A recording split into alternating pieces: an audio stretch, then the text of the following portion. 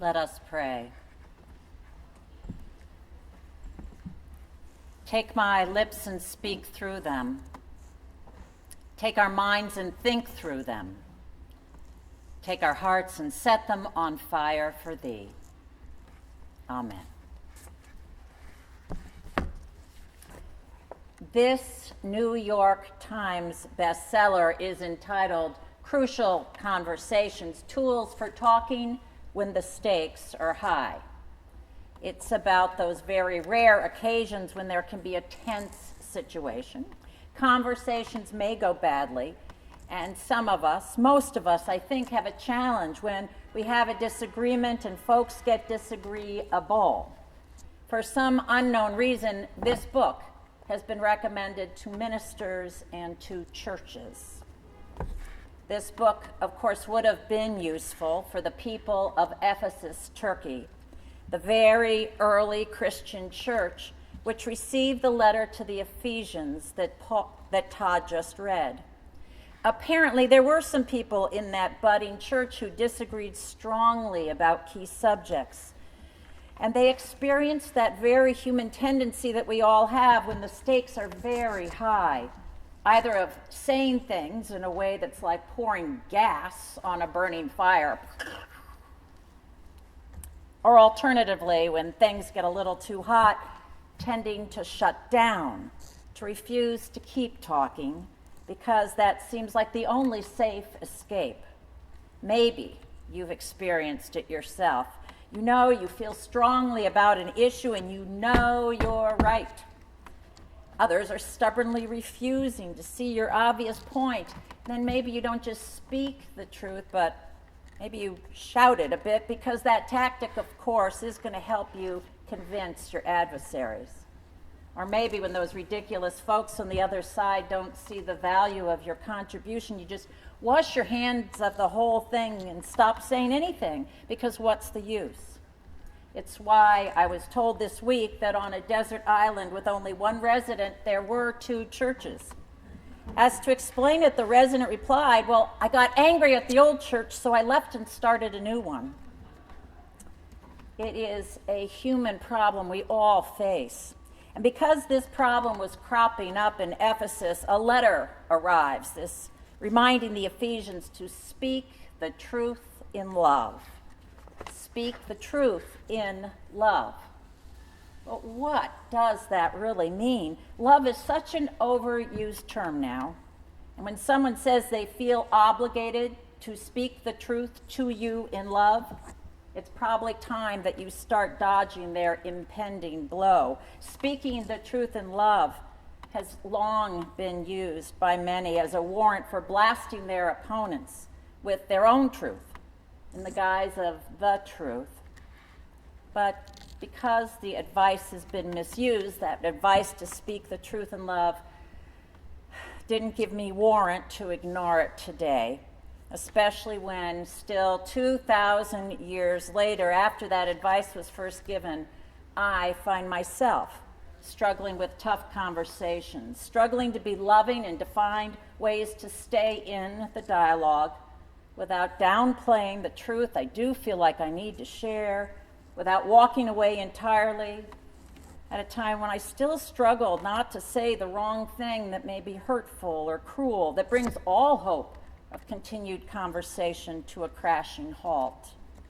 In fact, the more I have been digging into this, the very real conundrum for so many of us, I've discovered that much of the wisdom in this excellent book, recommended for ministers and churches, that many in different settings, in their places of work and in their families, have found transforming.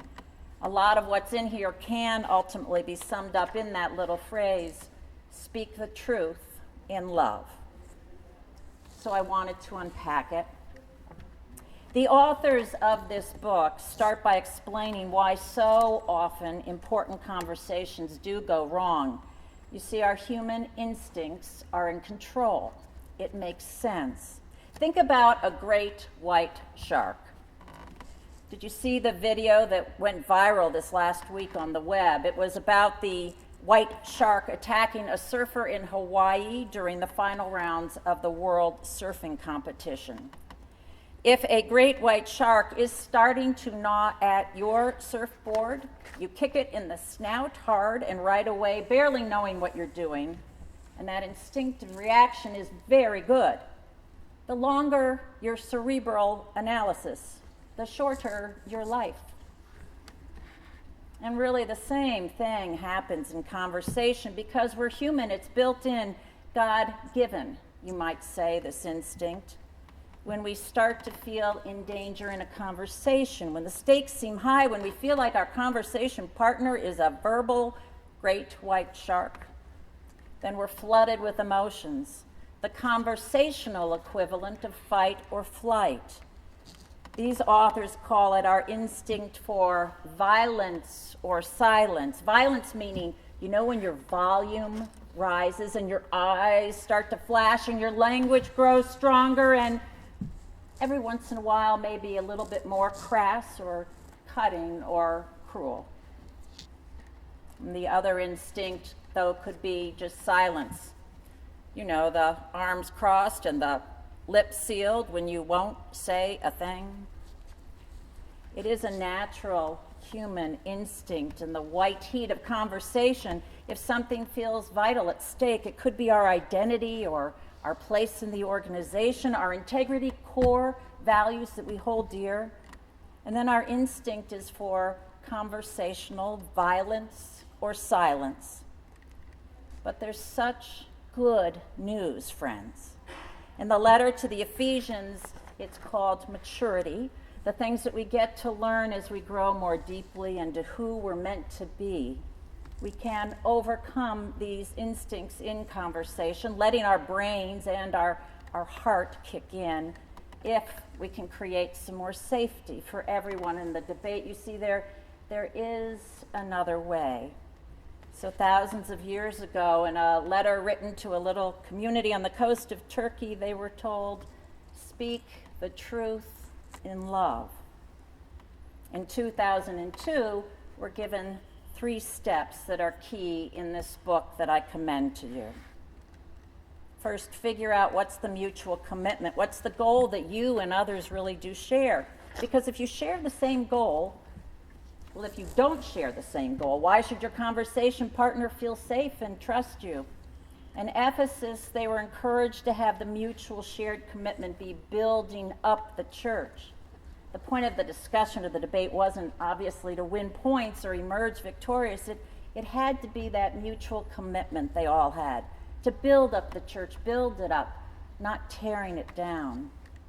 For us today, in our tough conversations in many different contexts, our mutual commitment might be something like this: for the marriage to survive and thrive, for our children to survive and thrive, for your company to survive and thrive, even if you have different ideas of how.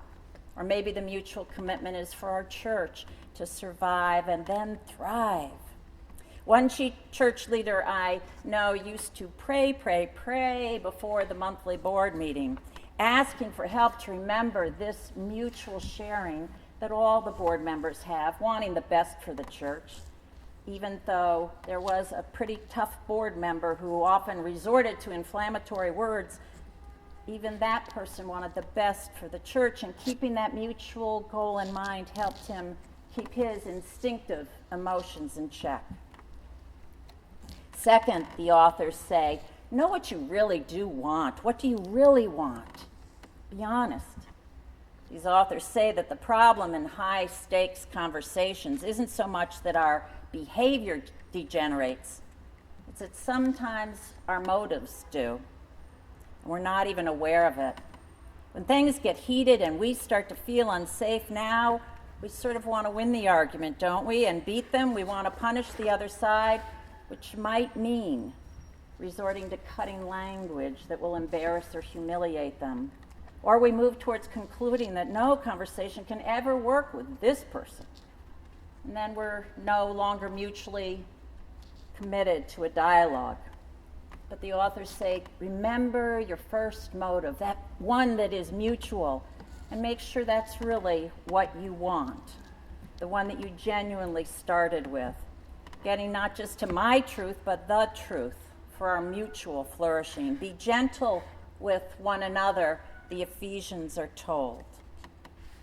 And the third suggestion was the one that hit me most.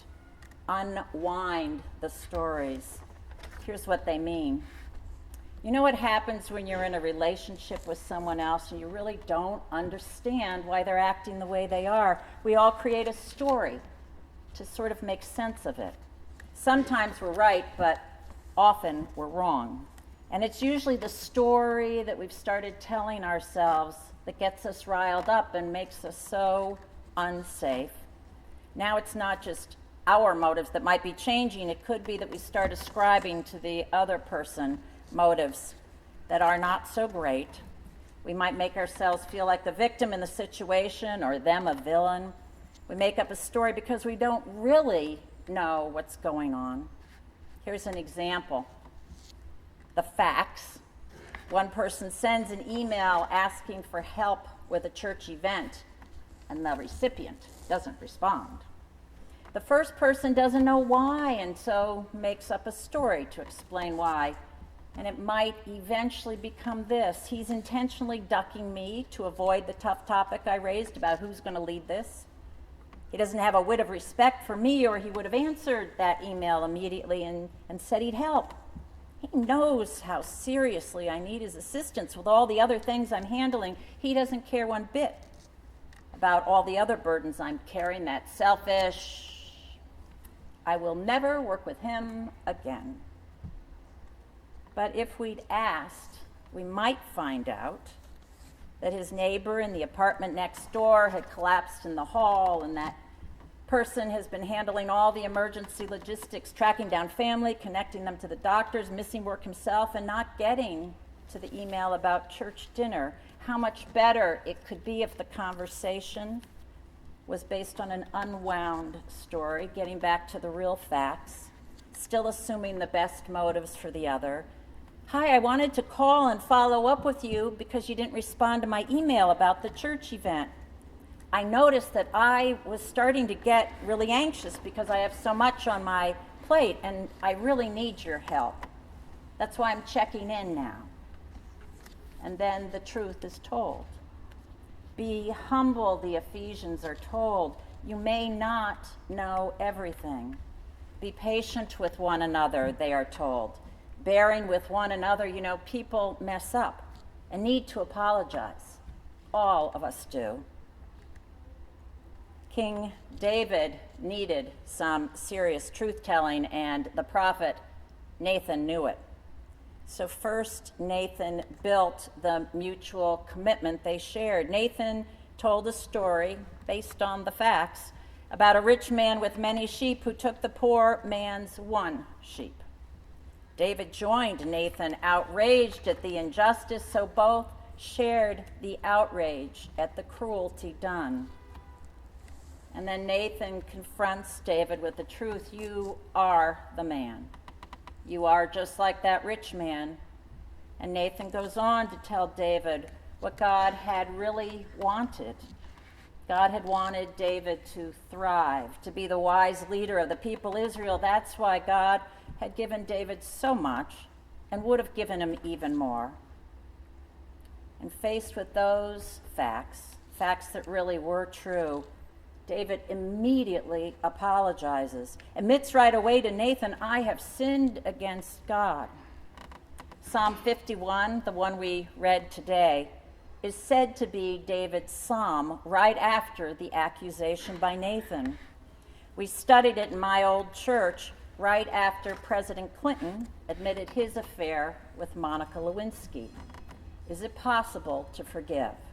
It's the psalm that we can all turn to when we admit all the places we've failed, including when we've spoken to someone else with less than the truth, with less than love.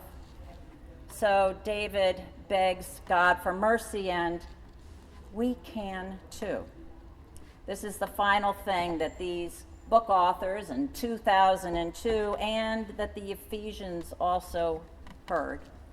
Be patient with one another, bearing with one another, When you said too much or said it wrong, apologize.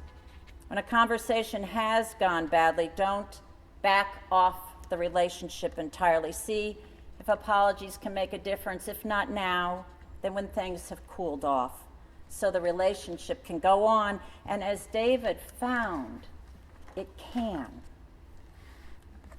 Today, we'll be celebrating communion, and we say these words when we have communion at our 6 p.m. Wednesday service. We say, if you ever wonder if you are worthy to stand at this table and receive communion, remember that on the eve in which Jesus served this first meal, there was one present who would betray him and one present who would deny him, and all of them would flee in his hour of greatest need, and he knew it. If he is willing to share that meal with them, wouldn't he be willing to share it with you? And so, believer or not, Christian or not, saint or sinner, or a little bit of both, all you need to come to this table is to be hungry. Speaking the truth in love, that's our calling, we're told, yours and mine, and by the grace of God in this place, we will practice it, not doing it perfectly, but trying time and again to speak the truth in love. Amen.